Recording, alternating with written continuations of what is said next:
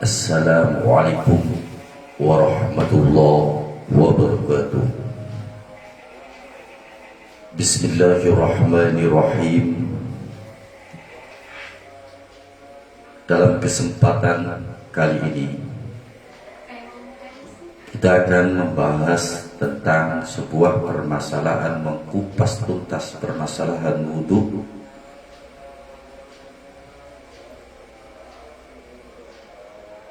Saya menggabungkan penjelasan dalam kitab Al-Ghunyah dan juga dalam kitab Mukasyafatul Qulub. Al-Bab fi Fadlil Wudu.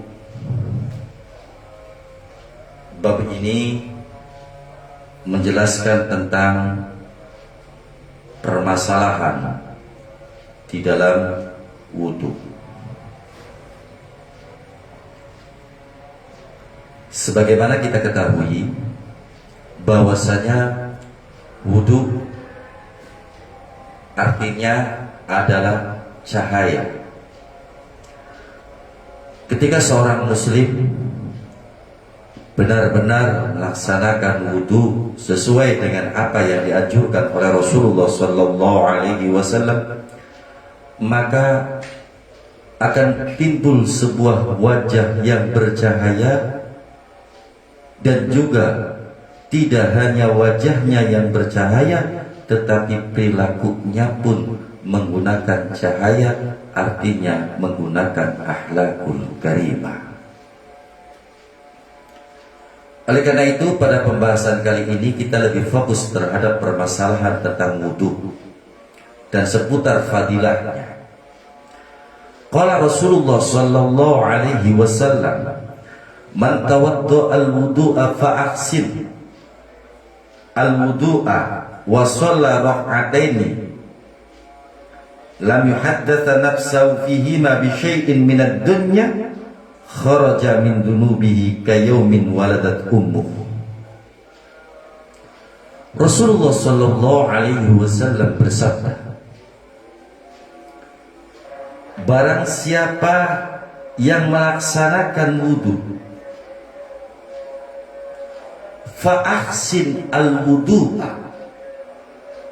tidak hanya wudu saja, tetapi fa'ahsin al-wudu'a, yaitu memperbaiki wudunya dengan sebaik-baiknya wudu, yaitu melakukan apa yang telah dianjurkan oleh agama. Apa yang telah dianjurkan oleh agama adalah membasuh wajah, niat yang benar. Kemudian juga kalau kita bahas dalam hari kemarin adalah sampai kita mengucapkan, membaca Bismillahirrahmanirrahim, tsummal madmadah, kemudian dia berkumur. Orang yang berwudu disunahkan untuk berkumur. Kenapa disunahkan untuk berkumur? Karena di dalam wudu itu ketika kita makan dikhawatirkan ada sisa-sisa makanan yang terselap di gigi kita.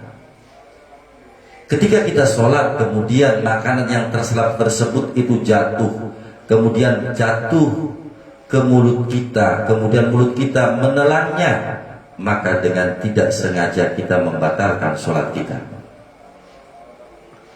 Maka agama menganjurkan kepada kita adalah tsummal madmadah, adalah bagaimana cara kita agar kita wudu kita diterima oleh Allah Subhanahu wa taala adalah madmadah, yaitu kita berkumur. Tidak hanya berkumur, wa majjah, kemudian kita mengeluarkan air yang diubeng-ubeng, yang dikumur-kumurkan. Kemudian kita lepaskan air tersebut, kita kembali keluarkan dari mulut kita. Terkadang timbul sebuah pertanyaan. Dalam pertanyaan ini banyak sekali di dalam orang awam, di mana orang awam mengatakan ketika dia memakan makanan dalam keadaan punya wudu, wudunya batal atau tidak. Orang awam langsung wudhu lagi. Padahal itu tidak membatalkan wudu, karena yang membatalkan wudu adalah ma kharaja min ahadis sabilain. Yang pertama adalah sesuatu yang keluar dari dua jalan, entah berupa yang uruf, yang umum, atau sesuatu yang jarang.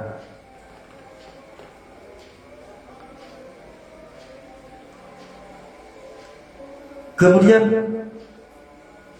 adalah bersentuhnya laki-laki al-ajnabiyah dan perempuan al-ajnabiyah, perempuan yang bukan mahram, dalam artian mahram dalam bab wudu, tidak satu nasab, tidak musyaharah. Musyaharah itu adalah mertua. Kemudian bukan rodok, yaitu orang yang disusukan kepada orang lain. Kalau sekarang kayaknya nggak ada. Ketika menantu dengan mertua, ketika bersentuhan antara kulitnya laki-laki dan perempuan, antara menantu dan mertua, itu tidak membatalkan wudhu. Nah, kembali kepada permasalahan tadi, bahwasanya ketika seseorang itu melaksanakan wudhu, kemudian sudah wudhu, kemudian makan, maka itu secara agama tidak membatalkan wudhu, tetapi disunahkan untuk madmadah, yaitu berkumur.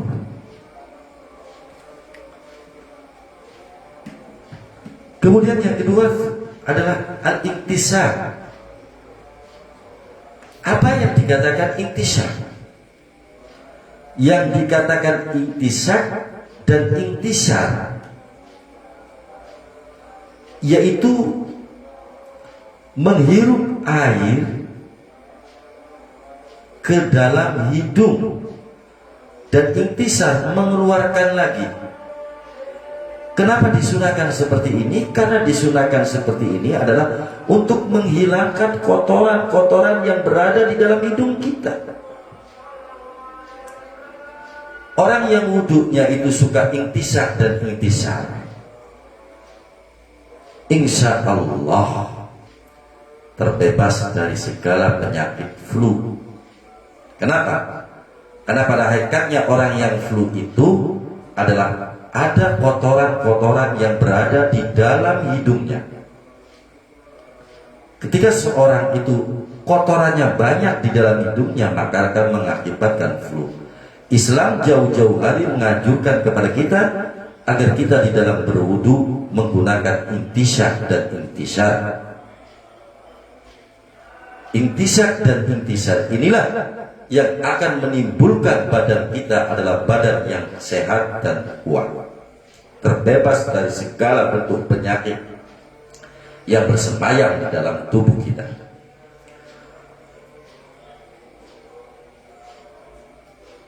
Kembali kepada sebuah hadis Rasulullah Sallallahu Alaihi Wasallam, man tawaddo'a fa ahsin al-wudu.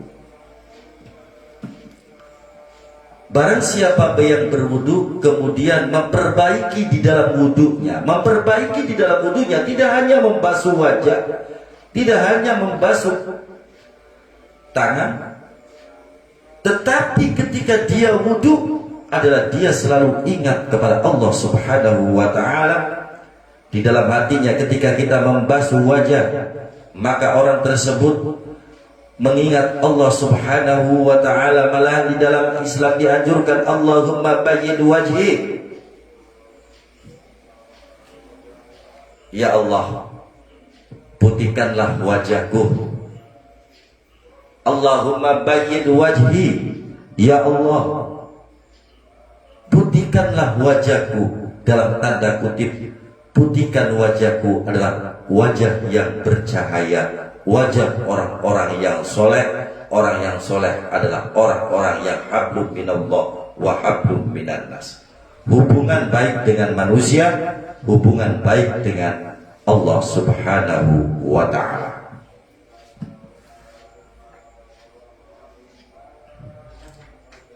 Allahumma bayyid wajhi, ya Allah, putihkanlah wajahku. Putihkanlah wajahku adalah orang-orang yang soleh, orang-orang yang soleh, orang-orang wajah orang-orang yang soleh. Wajah yang orang soleh adalah orang yang selalu berhubungan baik kepada manusia, berhubungan baik dengan Allah subhanahu wa ta'ala. Orang yang selalu berhubungan baik dengan Allah subhanahu wa ta'ala, selalu ibadahnya rajin, menggunakan sholatnya rajin, tetapi dengan teman, dengan keluarga juga dia selalu menggunakan akhlak yang baik. Akhlak yang baiklah yang menyebabkan orang tersebut ini dikatakan orang yang soleh, bagus kepada Allah subhanahu wa ta'ala, bagus terhadap sesama manusia. Fa'ahsin al-wudu, bagaimana kita itu bagus di dalam wudu kita. Terkadang orang hanya menggugurkan kewajiban saja di dalam masalah sholat. Dalam wudu dia hanya sekedar membasuh wajah, membasuh tangan, mengusap sebagian kepala, membasuh kedua tangan, tetapi di dalam wudunya tidak mengingat Allah subhanahu wa ta'ala, tidak mengingat Allah subhanahu wa ta'ala. Maka Islam mengajar, Rasulullah sallallahu alaihi wasallam mengatakan fa'asin al-wudu, wudu yang sebagus-bagusnya wudu. Wudu yang bagus, wudu yang baik adalah ketika kita membasuh anggota wudu, kita ingat kepada Allah subhanahu wa ta'ala. Setelah selesai dia melaksanakan sholat, wa shalla raka'ataini,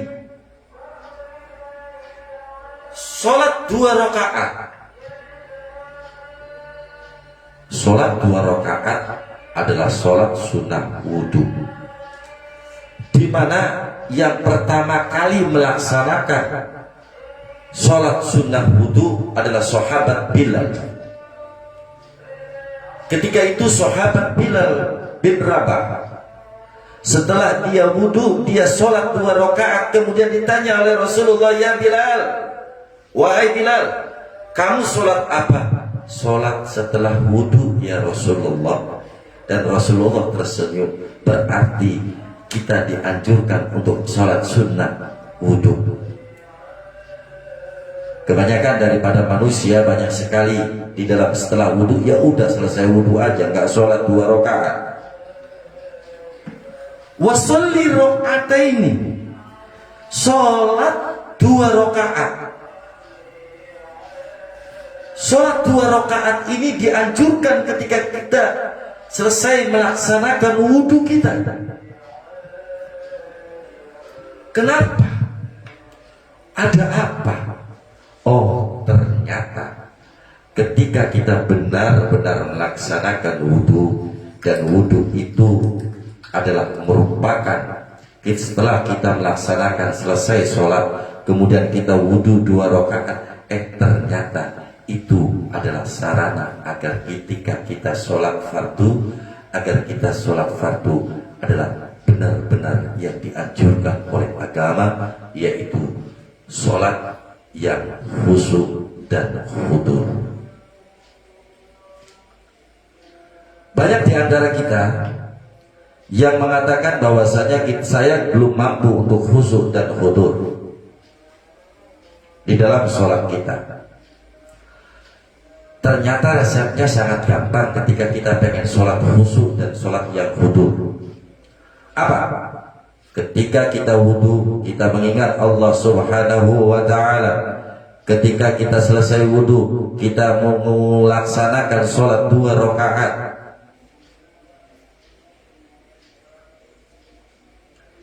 Inilah konsep agar kita benar-benar melaksanakan sholat dengan khudur. Ketika kita sholat kita adalah hati kita mengingat Allah subhanahu wa ta'ala. Ketika kita sholat kita khusyuk, fokus kepada sholat kita, bukan fokus kepada masalah permasalahan yang lain. Ketika kita mampu melaksanakan sholat yang demikian, maka sholat kita sesuai dengan anjuran agama, tanha 'anil fahsya'i wal munkar, mampu mencegah perbuatan keji dan perbuatan munkar. Oleh karena itu, Rasulullah sallallahu alaihi wasallam sudah mengingatkan kita, fa'aksin al-wudu thumma wa sholli raka'ataini, kemudian salat 2 rakaat. Rakaat salat sunnah wudu. Lam yuhaddatsa nafsahu fihima, kemudian selesai 2 rakaat dia tidak berbicara. Setelah wudu, di dalam wudu kita tidak berbicara, setelah selesai sholat kita tidak berbicara dengan orang lain. Yang ada dalam pikiran kita adalah berzikir kepada Allah Subhanahu wa ta'ala.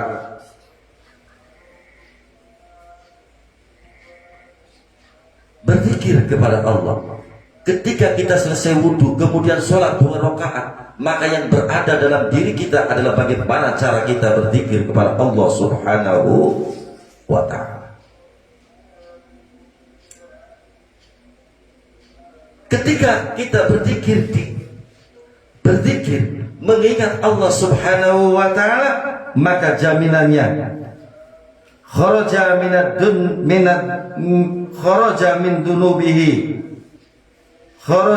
dunubihi kayaumin waladat ummuh, maka dosa-dosa kita dihabiskan oleh Allah Subhanahu wa ta'ala sebagaimana anak yang baru dilahirkan oleh ibunya.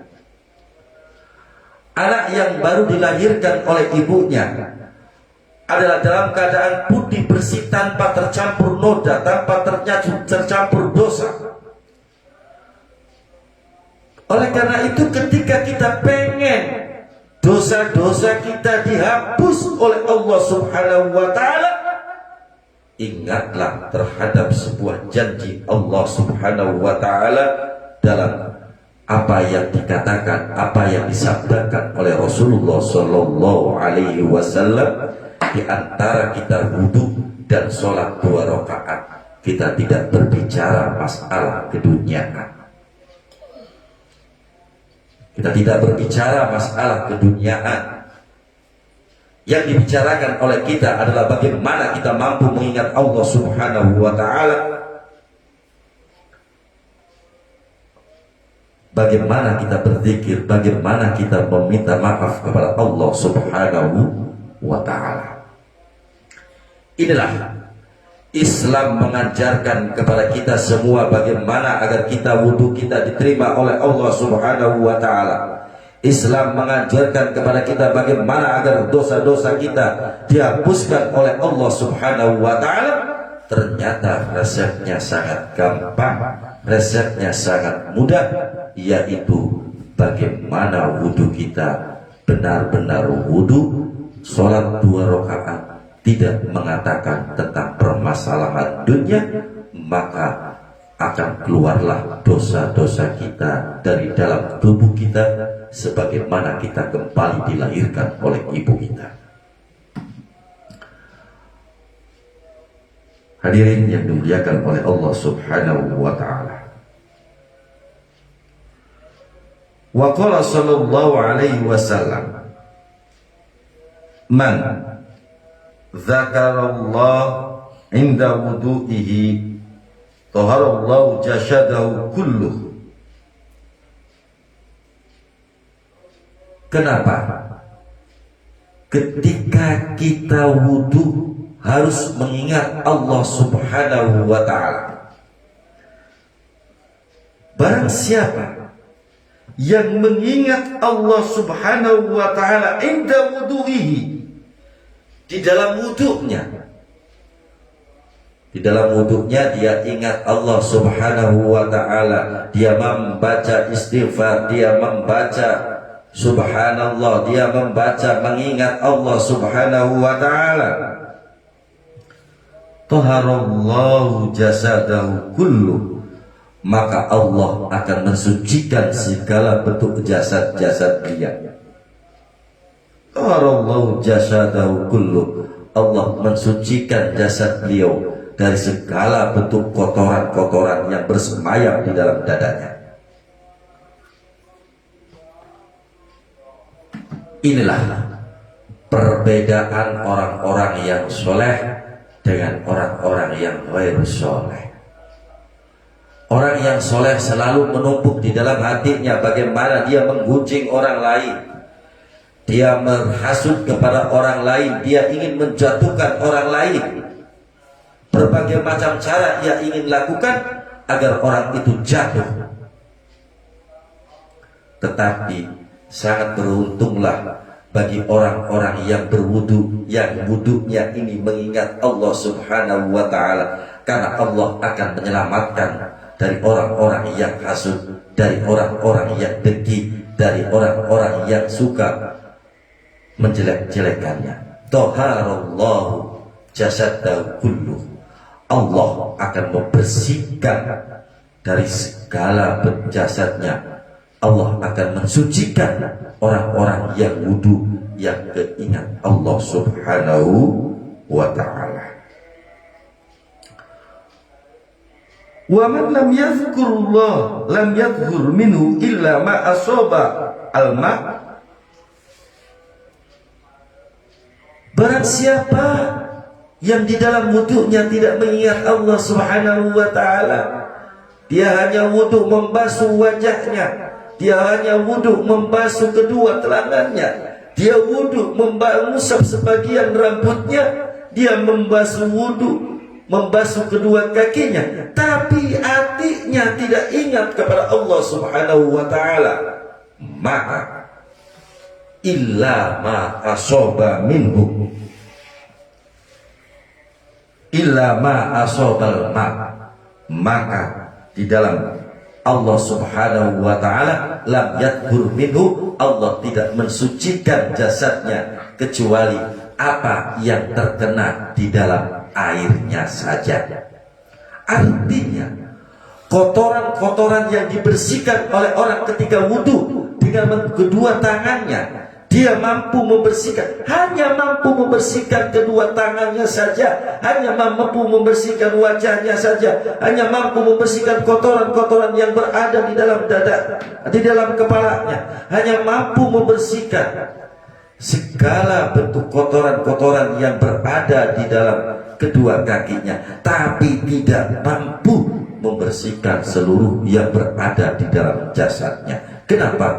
Allah sudah berjanji kepada kita bahwasanya ketika kita wudu harus mengingat Allah Subhanahu wa ta'ala.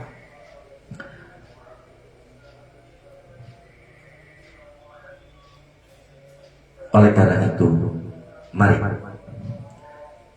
kita wudu sesuai dengan apa yang dianjurkan oleh Allah Subhanahu wa ta'ala.